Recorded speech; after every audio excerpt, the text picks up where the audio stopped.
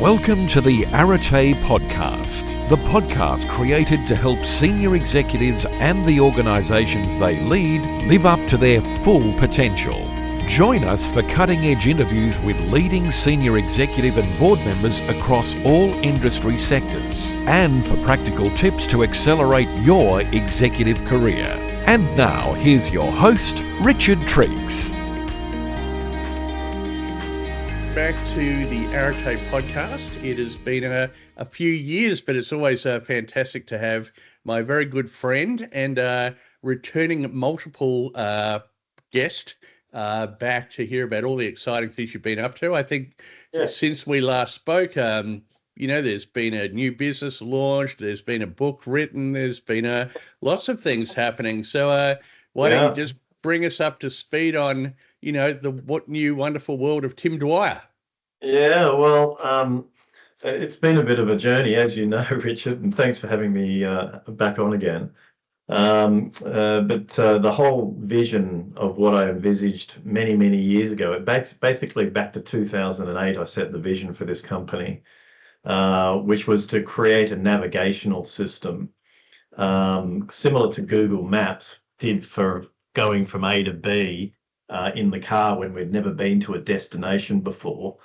In 2008, I said to Jackie, I wonder if we could create the similar mapping system for business to take all the frustration and stress out of growth in business.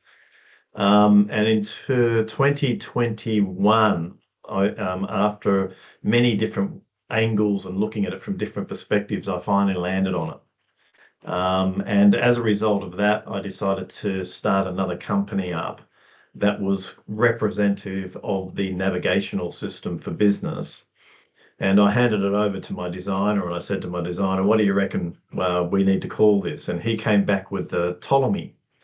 And I didn't know this at the time, but Tolemy lived at 150 AD. It was spelt with a P, that silent P. I dropped the P for branding reasons. But Tolemy, he created longitude and latitude across the Earth's circumference, which allowed us to navigate the world in a more accurate sense and create maps and things that allowed people to travel from A to B, knowing where they were. And so I decided to call the map as well as the company after Tolemy. And here we are 4 years later. Wow. Well, yeah, I think while you were speaking, I was thinking you and I first met probably around 2010. So, very, very early, in that consideration. And so, I've been a spectator, supporter, and curious onlooker for pretty much that entire period. So it's exciting. It's very exciting. Good stuff. And so, so just tell us a little bit about, where's Tolemy at now and the kind of work you're doing, what sort of clients you're working with, and so on. Yeah. So Tolemy was designed to give not only business owners but entire leadership teams the confidence in their decision making. There's in the market today, there's a lot of disconnection, so to speak, between leadership teams and also partnerships when it comes to strategic direction of a business. And so what I've been able to do is create the Tolemy Map, which is now in a book, which is basically a reference manual for leadership teams as well as the entire business on how do you set a direction of a business, how do you then align an entire leadership team and an entire business behind that direction, and then how do you activate it. So how do you bring the best of everyone and all of their geniuses to the table so that you get maximum leverage out of all of the assets and all the people that are sitting inside the business? So it's over the last 4 years since I designed the map, I approached a number of companies to test it and to stress test it. And I picked different industries. So I picked 12 different industries. I picked different size businesses. And over the last 4 years, we've implemented it to great success. So the leadership teams have all been aligned. They've all taken it on. they've all gone and activated their various strategies, and the speed of growth is quite amazing. Great. So without breaching any confidentiality, Yeah. what would be an example of a business you've worked with, and what it was like when you were first engaged, and some of the things that you worked with them on, and the results? Yeah, so I was invited into a very successful technology company not so long ago. It was about 8 months ago now. And they'd been given the advice to corporatize. Now, in corporatization, can mean that you take strategy over intuition and over emotion. So corporatization is very metric driven, very KPI driven. And so they brought in a bunch of senior managers and people with a lot of business experience, because the founder felt like that's what he had to do in order to take the business to the next level. So just before you go on, Tim, they were advised to corporatize. Was that in preparation for a sale or an investment event, or, where did even that advice sort of stem from? Well, it did actually come from someone that wanted to buy them. Right. Yeah. So they sort of said, look, in order to come into this world, you need to corporatize, you need to have professional CEOs and professional whatnot involved, that's what a business needs to do as it grows. But the thing is, they missed a little bit. And the missing bit was actually what's at the spirit and at the core of the business.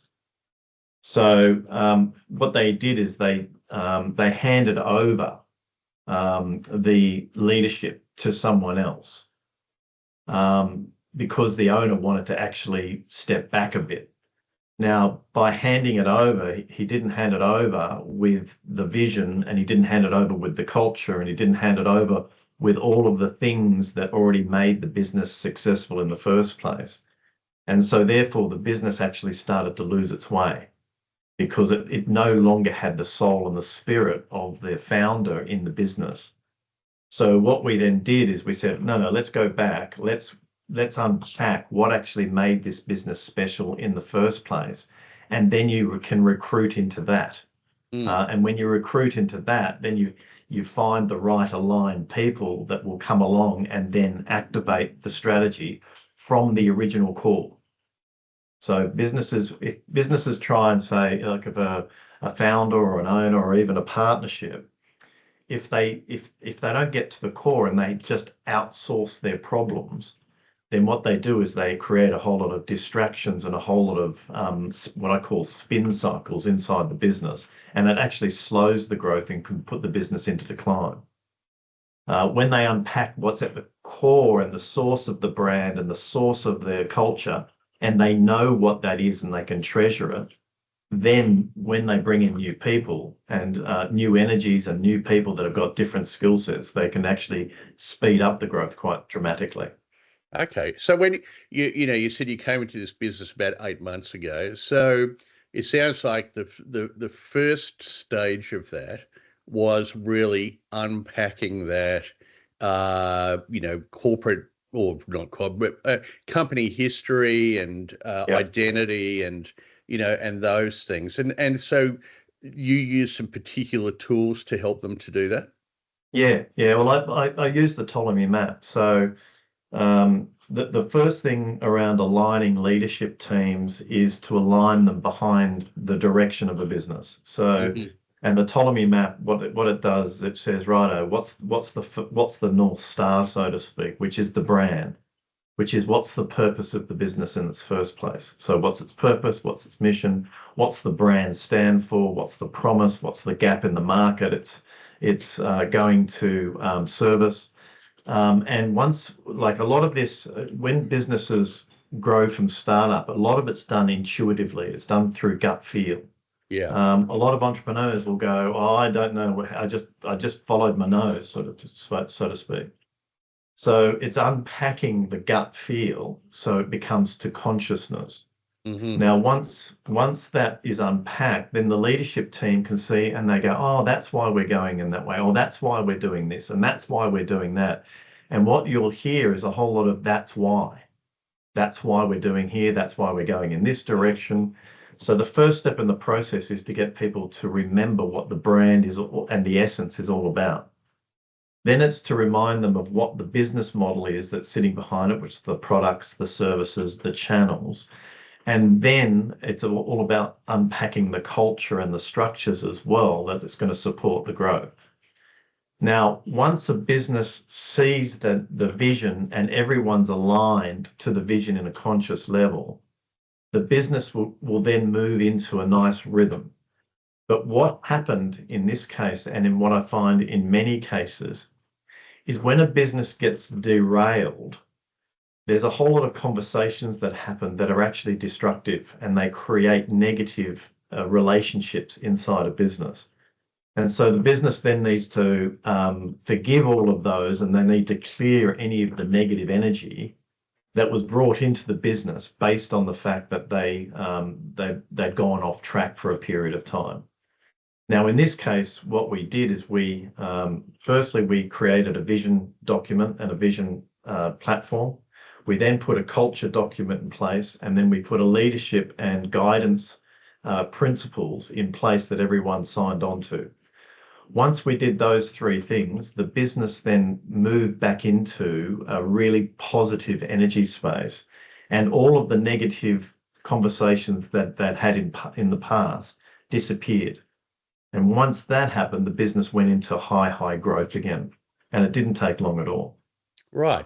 And so now, 8 months later, has the platform of corporatization been achieved for the investment opportunity, or has the business sort of changed its goals? I imagine that through this process, perhaps where they originally started from, it might be a completely different consideration now. It's completely different.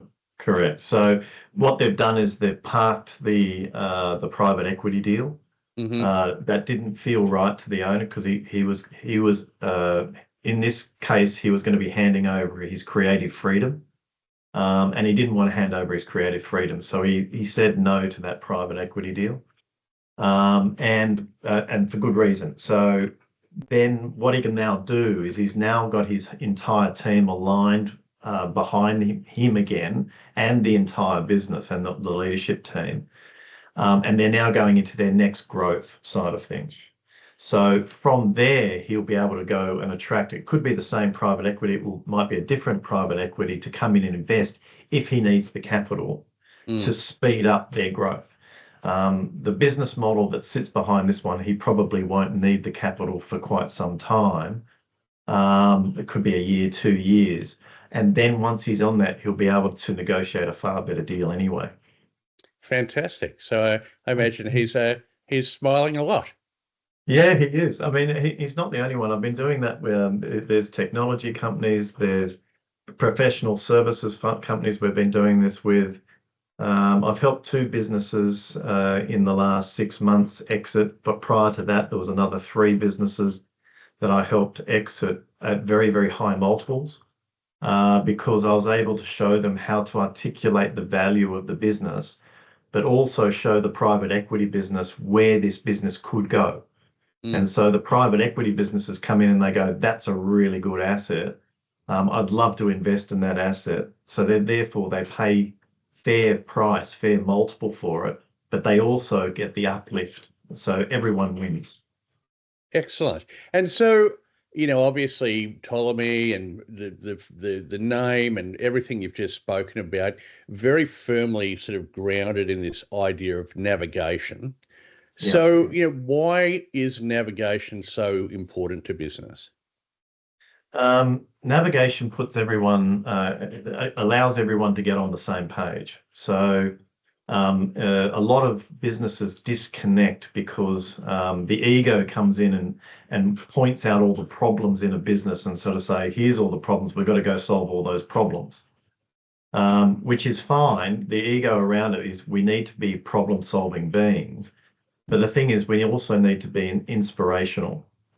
So what the map does, it shows if you've got an inspiration to create something, it shows you exactly what to do and in what order, so that therefore there's no wasted energy along the way. Now, a lot of other businesses as well is they'll get an idea and they'll go and implement the idea and they won't get the uplift for the idea. And the reason is that either the idea wasn't implemented to its full extent, or it was the wrong time for that idea. So a lot of it's timing. Which bits do you do in which order? And when you know the order to do things in, you do them to much deeper capability, and so you'll implement them better. You'll invest in them properly. And then what happens out of that is each investment and each idea and each strategy gets fully implemented, which means you get the full uplift. You get the uplift in energy, you get the uplift in profit, you get the uplift in valuation. And so when people see the uplift happening, it then gives them the energy to then reinvest in the next idea, which is at the right time, so to speak. Okay. So navigation gives you the direction of what to work on and in what order.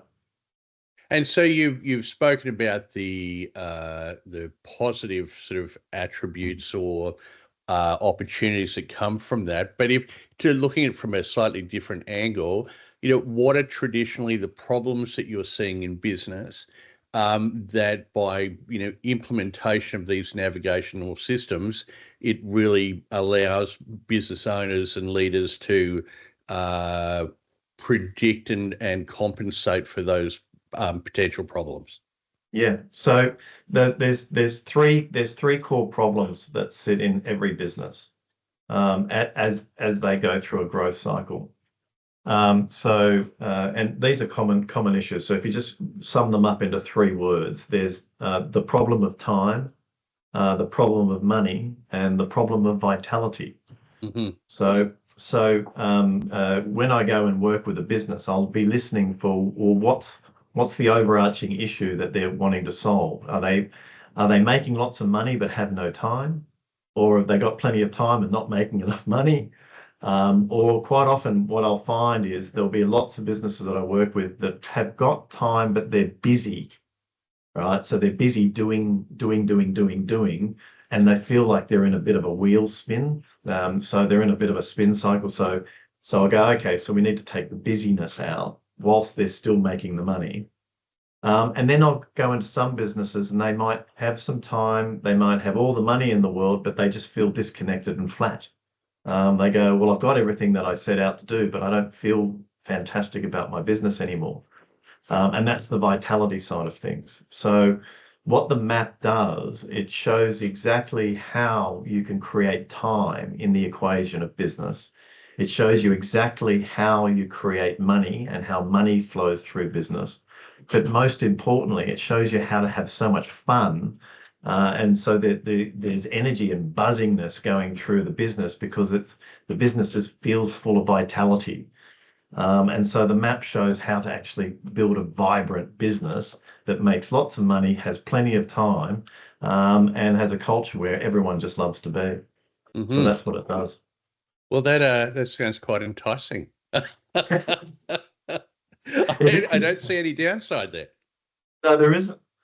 There isn't. So it's like business is supposed to be fun.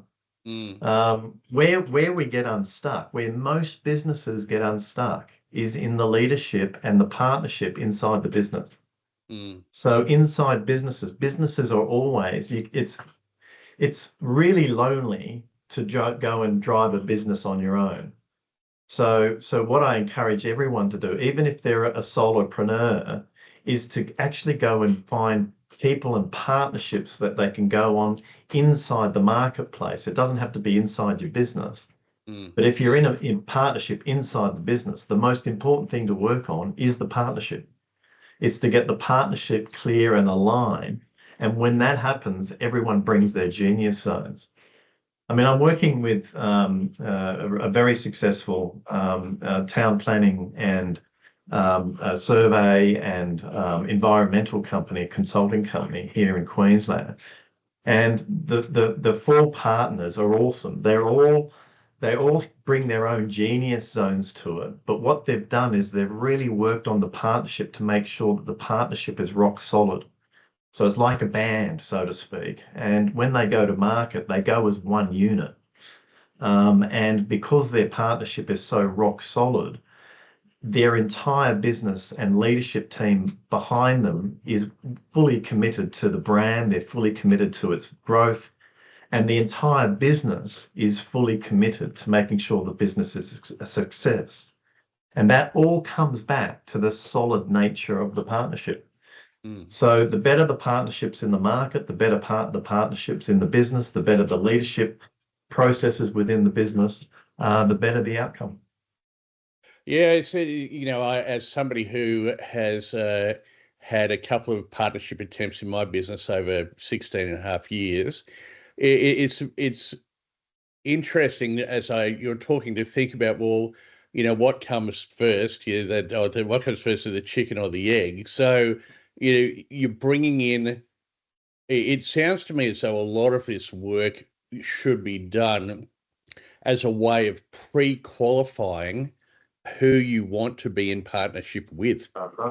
Yep, I'm starting to get that a lot right now. They're saying, Tim, can you create an indicator tool that shows me whether someone that will actually be a good partner for me or not? Yeah. And I said, you can actually look at, because in business, quite often what people will do is they'll look for partners that are like them, right? Where in actual fact, you actually want to find a partner that brings a different skill set to what you bring. So I do, and a lot of people don't use like the golf analogy that I use, but it's such a good one. So have you ever played Ambrose golf? Yes. I've played Ambrose golf with you. Oh, you have to. So in Ambrose golf, what happens is each person tees off and you take the best ball. And then you go put your ball up there and you take the next shot and you go take the best ball again. Now, when people play Ambrose, because you're all taking the best shot, you're all rooting for each other. You're all encouraging each other, right? So you're not individual. You're not on your own playing the game. You're actually in a team playing the game and you're playing off each other's strengths. And so it becomes really fun and exciting. Whereas what I see in a lot of businesses, I see them all playing individual games. And as a result, they're actually competing against each other. They're not playing Ambrose. They're actually competing inside their own organization. And so what I do is I sort of say, no, let's get rid of the internal competition. Let's look at each partner or each leader inside the business and look at what is their natural genius zone and how can we collectively join up the team so that everyone brings their strength to the table and their natural abilities, as opposed to trying to be something that they're not. By aligning teams behind it, the energy is insane and it's just so much fun. Yeah, I think that there's sort of two elements to that. One is you want to attract people who bring a unique skill set. You're not wanting to replicate yourself. So you're looking for that diversity, but at the same time, you have to have the values alignment. Absolutely. Yeah. And so you can attract somebody with great skills and who can really add elements to the business that, are not your sweet spot. But by the same token, if they're not aligned from a values point of view, it's destined for failure regardless. Totally. Everything is culture-led first. So it's culture, then capability. So Toyota, the car company, created a thing called the 5 Whys in the 1950s, which was to get to root cause. So what they do, if there's an issue in anything that they manufacture, they'll ask 5 whys. They'll go, why did that happen? Why did that happen? Why did that happen? And by the time they get to the 5th why, they've always got to root cause. Sometimes they might get to it in 3 whys, but by asking it 5 times, they always get to root cause. Now, in business, if you go to root cause on every failure and every success, the same thing shows up. So the root cause of all failure and all success comes to culture first, capability second. So it's the attitude and the culture of the business is the first foundation. And then the second foundation is that of being capable of doing the job that someone's asked to do.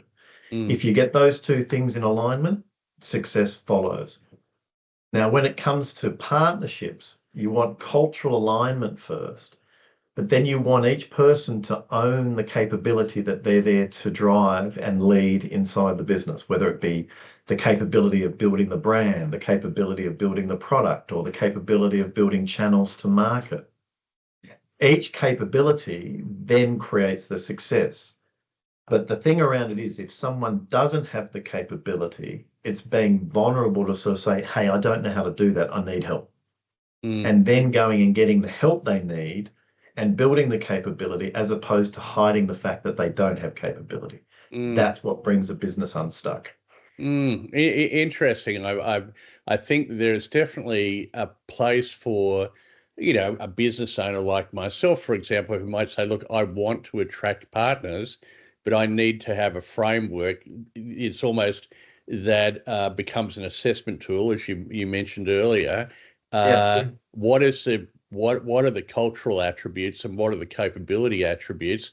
And then going out and targeting that specific person or people rather than, typically it's like, oh, he's a nice guy and let's kind of work it out after we get married. Yeah, exactly. You've got to go dating, right? And the thing is, partnerships don't have to be internal. So you can go find a partner that could be external to your business. So someone that you just want to go into the marketplace. So in the smaller businesses, you can do that. You can find people that you can build a relationship with. And then if it makes sense down the track, you can then roll the businesses together if it makes sense. But the thing is, you can go dating. And what I always suggest is people go dating in the business market. Go find people that align before you go get married. Right. Well, yes. Interesting segue, because, us human beings now are starting to think, maybe dating a human being's a little less attractive and a less rewarding than dating AI. And so, to think about the AI consideration from, the business, which is becoming, the predominant conversation now, and we could do a whole 4-hour podcast, I'm sure, talking about that. How does sort of AI fit into your Ptolemy and what you're seeing in the business around your frameworks and so on? So really, this is fascinating space right now, right? So there's a lot of people seeing AI as a way of making money, right? So AI is there to assist us to make money, yes, but it's not the source of how we're going to make money. See, in business, we have three aspects that we operate from. We operate from logic, we operate from emotion, and we operate from gut feel. Gut feel is our intuition. So that's what is drawing us and driving us at the same time. Our emotions are our compass, and our thoughts and our brain is our logic. Now, in business, what I've seen and what I've experienced myself is the most successful businesses are the ones that are passionate about making a difference somewhere. They see an opportunity to make a difference, to be in service of their clients, their people, their community. And so as a result of that, they put that passion and that drive into their business to then create the success that they create. Now, what they do is they then use logic to support the purpose of the business. Now, with AI is an incredible tool that then collects all of the logic. But it's like driving a business with the ego-led, right, which is profit-led. Now, businesses that are profit-led have lesser outcomes than those that are purpose-led. Purpose-led businesses are more profitable, they're more sustainable, they can last long, they can last for generations if the business stays true to its purpose. When it flips across to profit-led, it loses its spark. It loses its energy. It loses that thing that created the success in the first place. Now, there's a lot of people going out there and espousing that AI, make your millions with AI and all this sort of stuff, which is all profit-led conversations. I say, no, stay purpose-led and learn how to use AI to complete the mission or the purpose of the business. Don't let AI be the driver of the purpose or the mission of the business. So because we are human, we're still going to need to be driving it. It just means that AI is going to help us do it so much quicker and so much easier. Yeah, I hear what you're saying there. I think that there is also this huge uncertainty around, what is going to come from AI literally within, months, if not the next couple of years. Yeah. Because we're presuming that AI still is essentially an unemotive, unconscious, computer program. But, the evidence is very much starting to point to the fact that, AI has a form of consciousness and a form of emotions, which are, yet to really be understood. Yeah, no, I hear you. I mean, the speed at which it's coming in now, the exponential growth that AI is going to create, it's impossible to envisage the future of what it means. I mean, conceivably, it can be 1,000 to 10,000 times more stronger in the next 5 years. My view on it still is, though, it's not going to replace humans in terms of our human experience, because the human body is one of the most insane machines that you can possibly ever conceive. So how it's going to interact and how it's going to help us in the future, there's so many different possibilities and variables. I think it's extraordinarily exciting. What I am always doing, though, is there's three different types of business models that are going to come out as a result of AI. So there's three types of businesses today. There's cost plus businesses, there's businesses that build business for margin, and then there's what I call asset-based businesses. Now, the cost plus businesses will actually give away all of the value that they create through AI out into the marketplace, and eventually that they will lose out because they're giving away the value. An example of that is a business that does hourly rates and bills based on hours. So those businesses are going to struggle in the AI world. Then there's margin-led businesses, which are a lot of the baby boomer businesses. They'll look to see how they can maximize their returns and take the additional profits, which is fine. But then the businesses that are going to last generationally are the ones that will be embracing and reinvest into AI. And reinvest into the community of their businesses and the retraining of all of their people around how to use AI. Those are the businesses that are going to get in front of the wave of AI and not be scared of it, but embrace it. And those ones that then will be able to make the necessary changes relatively quickly. Like, businesses are going to need the change within the next 2 to 3 years if they want to get ahead of the wave, because it's coming and it's coming fast. But it's not to lose the humanness that sits inside business. I can't see AI changing and becoming human. It's going to always be different because it was created differently. So my view is that we need to create more humanness inside business, leveraging the brilliance of AI. Yeah, I can understand your logic there. Interestingly, as a recruiter, as you know, I run these sort of mastermind CEO groups, and one of the guys in one of our groups is the CEO of an aged care business. And now, when they're recruiting in, they, as part of their recruitment qualification process, are assessing people on their AI competency, and not only competency, but their willingness to adapt, AI into their work. And we recruit for some of Australia's largest listed companies, and hundreds and hundreds of different medium-sized enterprise across such a wide variety of industries. And I don't think I've had one recruitment conversation yet with any company where part of the brief is we want people who are AI literate, Yeah, yeah, which is exactly. amazing. It is incredible. I mean, it's being able to talk and utilize AI, but it's also not being scared of the fact that AI will replace so many tasks that we do. Mm, Now, as it replaces a task, we need to then follow that up with, well, what's the next thing we're going to create? So what it does is it allows us, a lot of the reprogramming that we need for ourselves as people is to program how we can then create new things, how we can come up with new ideas, how we can be more inspirational in our creativity, and then use AI to replace any of the repetitive tasks to that. Now, what I can see happening is there's a key measurement that I look at inside business, and that's the revenue per person number or the gross margin per person number.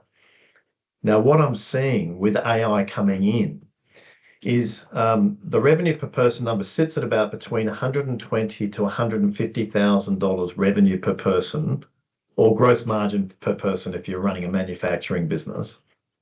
I can see that doubling and quadrupling in the next 2 to 3 years. So the revenue per person number is going to go up considerably because of all these repetitive tasks that we can automate.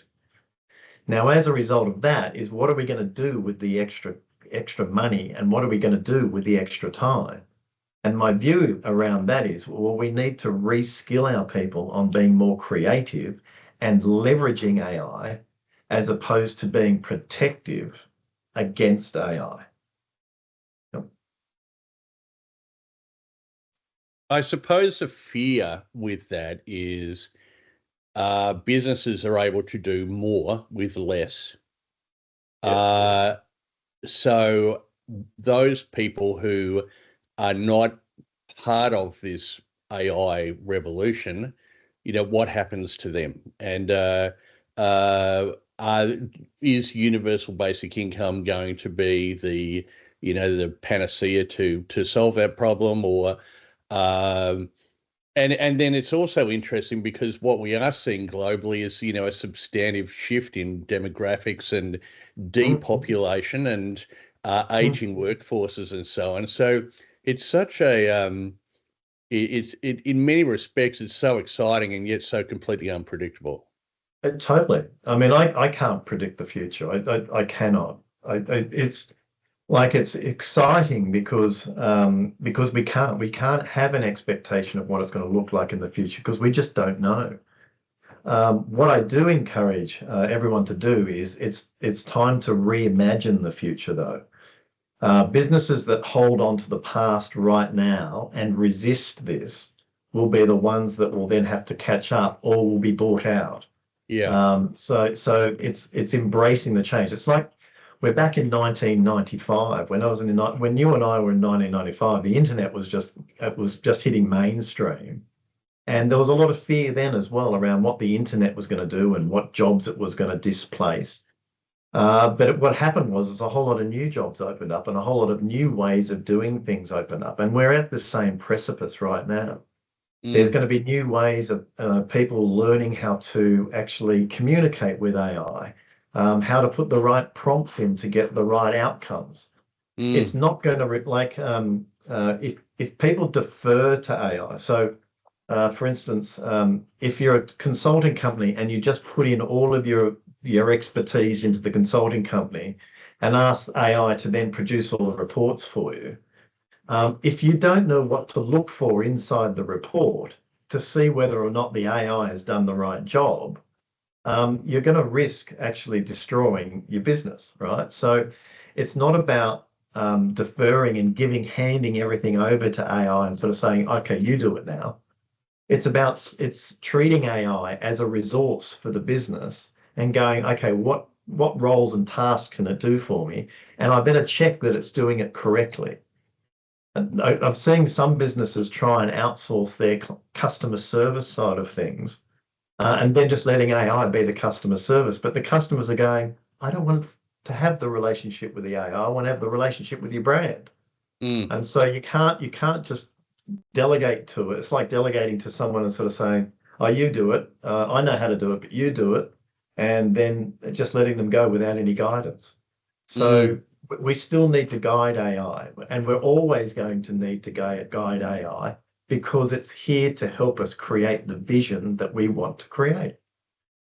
Well, I definitely agree that, looking at it through the current paradigm, that's correct. But then, you look at studies, for example, where they've had a bunch of doctors do a medical diagnosis and 74% have gotten it correct. And then doctors supported by AI in making a diagnosis, 76%. And then AI without any doctor intervention getting it right 97% of the time. Yeah. And I think it's a little bit like driverless cars. At the moment, the idea is, well, if you have a driverless car, there has to be a human being in the front seat with their hand on the steering wheel at any time, because to have that human oversight to make sure that AI doesn't run over the 2 grandmas instead of the 4 children or whatever it is. Yeah. But it will get very quickly to the point where AI-driven cars are so much safer than human intervention that they'll say humans are not allowed to drive cars anymore. Yeah, exactly. And I think that'll happen in business as well. Yeah, well, and that's okay. But the thing is, we still need the inspiration behind creating it in the first place. I mean, just taking the doctor example, right? So how do we know that it was 97% accurate? Because of human oversight. In the current model, yes, that's absolutely correct. Yeah. So, and the same with driverless cars. There's some things that we will outsource. Now, what does that then lead us towards? Well, it gives us time and space to do other things. Now, one of the other things that we need time and space is, right?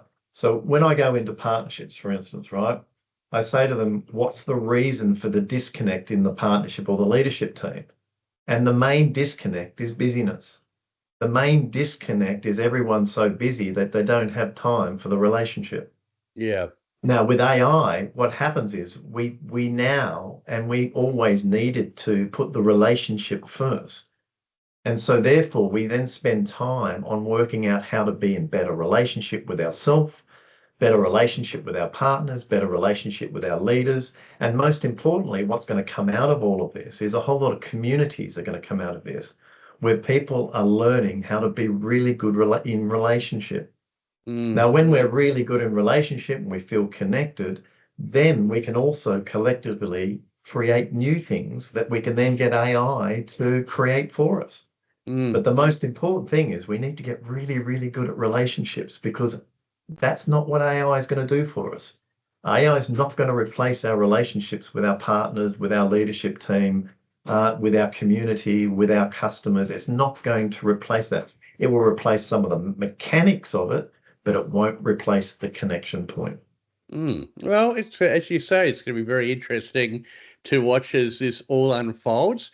Let's talk a little bit now, about your book. I mean, I remember you and I sitting down in Tasmania. I don't know if was it 2 years ago or 3 years ago, but it was a while ago, mate. Yeah, and both excited about my case writing my new book, Winning the War for Talent, and you writing your book, and now it's here. So for aspiring authors who might be listening, tell us about the journey of becoming a published author.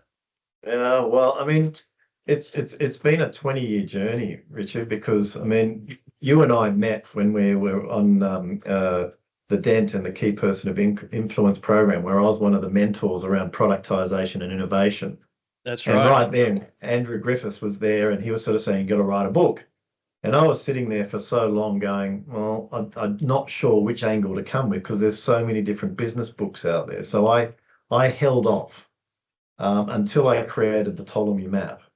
And once I created the Tolemy Map, I said, righto, it's time to write the book.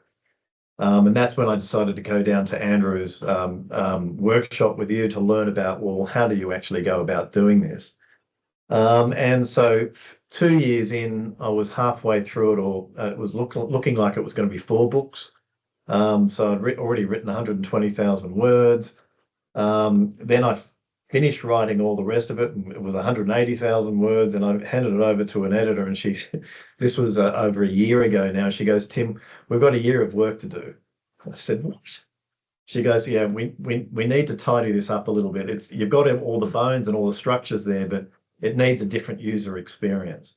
And so therefore every Tuesday, Brian Hayes over in the US I worked with, every Tuesday for 2 hours, we worked on tidying the book up and creating something that I'm extremely proud of. So it goes to print this month, and it releases in early October 2025.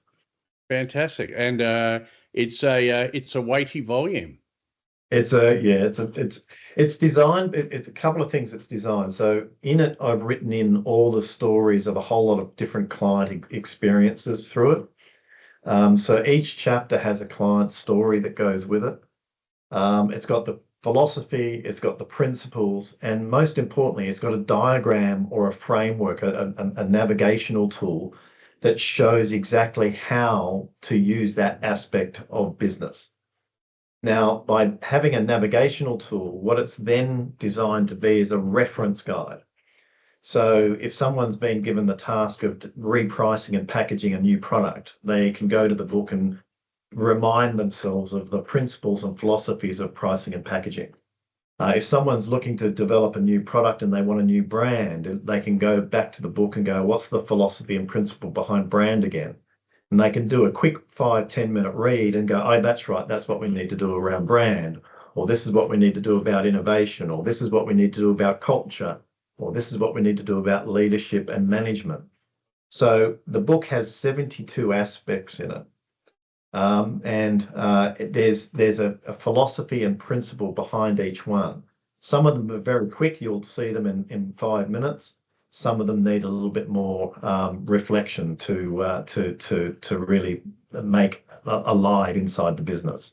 And so, what's the intention now? So the book's out, and as you say, there's a lot of content and a lot of guiding principles and frameworks and so on. But for somebody who might be listening to this podcast who says, wow, what Tim had to say was really interesting, and I could see some applicability to my business. How does somebody then with expert and support apply what they're going to learn from your book in their business? Have you considered ways to support people to do that? Yeah. So we're currently in the process of putting it into a technology platform that's integrated with AI. And what that means is people will be able to interact with it and ask it questions, and it will then give them the guiding principles and the guiding philosophies that sit inside it.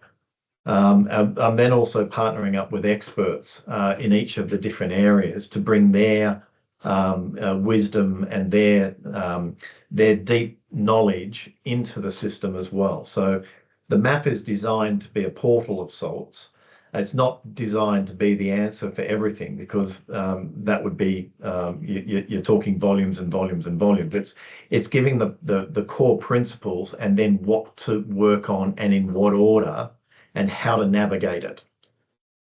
How to use emotion as a navigational tool, how to use intuition as a navigational tool, and then how to use logic as a navigational tool. Because we've got 3 aspects to access to that we can use. So the map is there. People can read it from back to front, front to back. They can read it in all sorts of different ways to get the value out of it. Fantastic. Well, I'm certainly really excited about coming to your book launch and obviously reading the book as well. Before we wrap up this conversation today, Tim, is there anything that we haven't spoken about that you'd like to, or any final words of wisdom you'd like to share? No, I think I've really enjoyed this, Richard. As always, I always enjoy our conversations. The key thing around it for me is optimism. So we're going into a new future that we have no idea of what to expect. Um, uh, and going into it with a really positive mindset will mean that we'll see it for its wonder and see it for its genius of what's actually presented for us.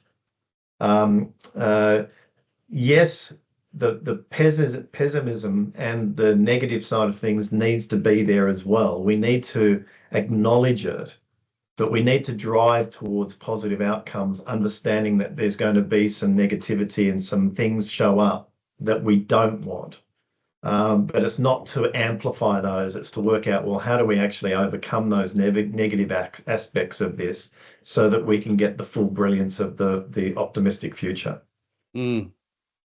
Yeah, look, I agree. I think it's very easy to spiral into, despair Yeah, about um, all of this imminent change and what does it mean and how do I survive and how do I, or you just relax and just yeah, step into the flow and look, for me, I find it very exciting. Could it end yeah. in Terminator? Or well, it could, No, but you know, no. but if it does, then that's God's will. So Yeah. in the meantime, enjoy the ride.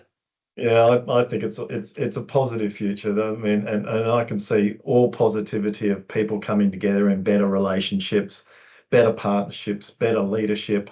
I see this as a real opportunity for us to really connect and explore and expand a different reality in the future. I think it's hugely exciting. Yeah, I remember going to a conference, gosh, back in the early '90s, and it was on the future of work, Yeah, and it was just when they were talking about, people used to have secretaries who would type out all their correspondence, and it was talking about this new technology. I think this was predating the internet and how you'll be able to dictate things and I remember asking the question, does this mean that people will work less hard? And they went, oh, no, no, people will work harder. And I think, I often reflect on the fact that, a couple of hundred years ago, somebody in England writes a letter. It takes 6 months to come to Australia. You have 6 months to review and respond. It takes 6 months to get back to the person in England because of, yeah, traveling by ship. So, that was an 18-month period. Now somebody sends you an email or yeah, leaves you a message, and if you haven't responded within 5 minutes, you know, there's something wrong. And so I think it's great to go, oh, AI is going to create all this time and this space to really focus on relationships and, it's all yeah, going to be happy, happy, joy, joy. But the trap, which could be very easy to fall into is just, it's just going to accelerate. And unless I think people make a conscious choice to slow down, uh, so, for example, you and I have a mutual friend who, loves to use Facebook Messenger to leave voice yeah, messages and so on. And so now, I just made a conscious choice. Well, I'm not going to respond for 24 hours yeah. because otherwise, suddenly you're just in this trap of just communicating faster and faster and more and more and there's no space for relationship then because you're too busy doing instead of being. Yeah, that's it. That's absolutely it, Richard. So the thing is, now's the time to slow down. Mm, And in slowing down, we actually speed up yeah. because we take time to connect with ourselves. We take time to look after our health. We take time to tender our business and our brand. We take more time to tender the relationships that are inside our business and inside our brand and the relationships that we're serving. So I think this is a great reinvention window where we actually take time out Mm, and we look at things differently. This is a great reinvention time. mm, We can reinvent businesses. Now, if we reinvent busyness, well, then that's what we're going to reinvent, create a bit more busyness. But if we go, no, no, let's reimagine a world where we're not as busy, where we take the time to connect with people. We take more time out to look after our health. We take more time to give of ourselves and to give better service. And I think those businesses that take the time and create the space will be the 100-year brands of the future. The businesses that get caught up in, I've got to be busy, busy, busy, busy, they're going to just create more busy, busy, busy. And AI can also help them create more busy if that's what they want. So we've got to remember that AI is here to help us and to be our friend and to help guide us when we need it. But it's still our lives that we're here to live. And we can now make a different choice around how we want to live it and what we want to do in it. Yeah. And the other part of that too is that I often think about, it was only a bit over 100 years ago that average life expectancy for a white male in Australia was, 55. Yeah. Now, the reality is that we will most likely live to be, 80s, 90s, and with the improvements in medical technologies and so on, potentially a lot longer than that. So suddenly then, rather than going, I have to achieve everything within the next 5 years because, I have a finite window, I can actually take time and build a business slowly or build my career slowly, knowing that I'm going to be working hopefully out of desire rather than necessity in my 80s. Yeah. What's the rush? Yeah. Well, the funny thing is, the funny thing around that, Richard, when we take our time, when we're not in a rush, we actually do things more purposefully. And so therefore everything speeds up. So if you just take that example of, I can take my time with the career. So I take the time, I tend the skill, I tend the relationships, I look at how I do things better, and I take my time to become the master of my craft or the master of the relationship or the master of this, right? By taking the time, I build depth into it. By building depth into it, I actually build speed. And so I actually get to where I want to go faster. Now, once I'm at where I want to go faster, I can then make another choice of where I go next. And so that we can grow ourselves exponentially when we actually slow down. True. Well, an interesting note to finish this conversation on. Let's reconvene in 6 to 12 months, and no doubt there'll be all sorts of new innovation and change, and hopefully it's all positive, and we can reflect and say, okay, good, what's next? Exactly. I know. It's just exciting, isn't it? Indeed. All right. Well, thanks, Tim. Have a lovely afternoon. Wonderful to chat, and I look forward to seeing you soon. Thanks, Richard. Appreciate it. Okay. Thank you for listening to the Arete Podcast with Richard Triggs. We frequently feature guests from organisations we are currently recruiting to build the company brand as an attraction strategy for candidates. If you would like to promote your organisation's brand as an employer of choice, please contact Richard directly on 0403 588 517 or via email richardt@areteexecutive.com.au.